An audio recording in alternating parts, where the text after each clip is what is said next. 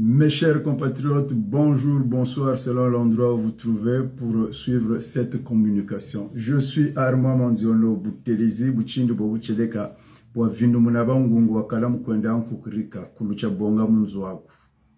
Ma communication s'intitule Ntumi, le faux Dieu des laris naïfs et inconscients.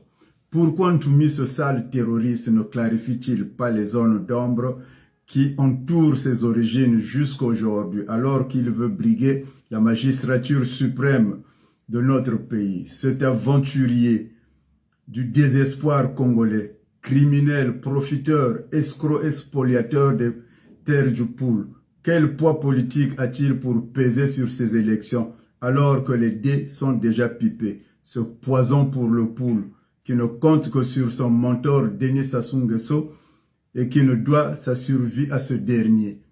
Ntumi est un diable qui n'a aucune chance de battre Denis Sassou Nguesso. Peut-il battre Compagne au nord, à l'est, à l'ouest du pays, dans la mesure où le Congo, ce n'est pas seulement Brazzaville Sud, sa cachette et son dernier palais, entouré de ses 300 femmes, à l'instar de Salomon, pasteur des temps perdus.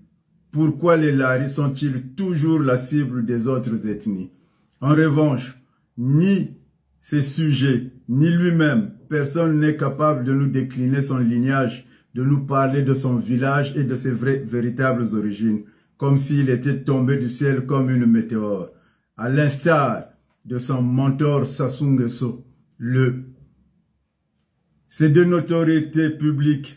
Depuis des temps immémoriaux, les Congo-Laris sont façonnés par le syncrétisme sur fond de l'aliénation culturelle du colon français. Certains Laris naïfs et inconscients continuent à vivre dans la gloire du passé, attirent les prédateurs et gourous pour bien les manipuler, les endormir et les détruire. Ces derniers leur inventent des faux dieux pour assouvir leurs desseins.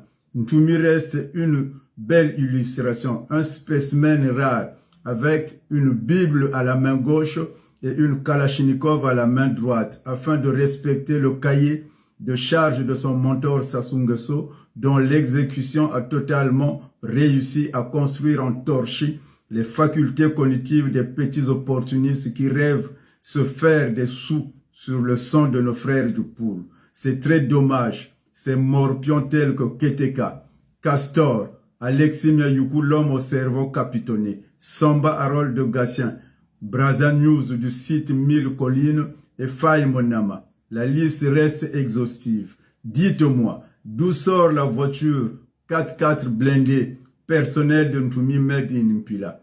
À mes chers parents Laris de bonne conscience, il est temps que nous nous débarrassons de ce poison de Ntumi et de toute la vermine qui le soutient, car la deuxième phase de l'opération Mouebara, commencée le 18 décembre 1998, a été activée avec l'annonce de cette candidature accompagnatrice de Ntumi, qui n'est que l'arbre qui cache la forêt pour légitimer démocratiquement la farce électorale de Sassou Nguesso. Le plan B machiavélique est enclenché. En réalité, cette fois-ci, l'objectif consiste à pousser les Laris à s'entretuer comme ça s'est passé au Rwanda. Autrement dit, les populations du Poul vont se battre avec les Nsiloulou qui auront l'assistance, auront l'assistance des Mboshi pour bien anéantir des Laris. Dans ce département souffre-douleur du Congo qui a connu depuis les temps immémoriaux des événements assez tristes, mais à la fois aussi des événements historique. Ce département a toujours eu une connotation de résistance parce que a vu naître des grandes figures de la résistance contre le colon français tels que Mabiala Manganga, Milongo, Bwetambongo, Ndiemo et j'en passe. Après eux, la période Machua et j'en passe. Après eux, la période post-coloniale a vu émerger l'abbé Fulbert Youlou, Massamba Deba. Et enfin, sous le règne de Sassou Nguesso est apparu Ntumi, se proclamant sauveur des Congo contre l'oppression Mboshi, usant d'un discours teinté de la logique de Bernard Kolela. Malheureusement, sa présence dans ce département ne fait que écrire les pages les plus noires du département du Poul.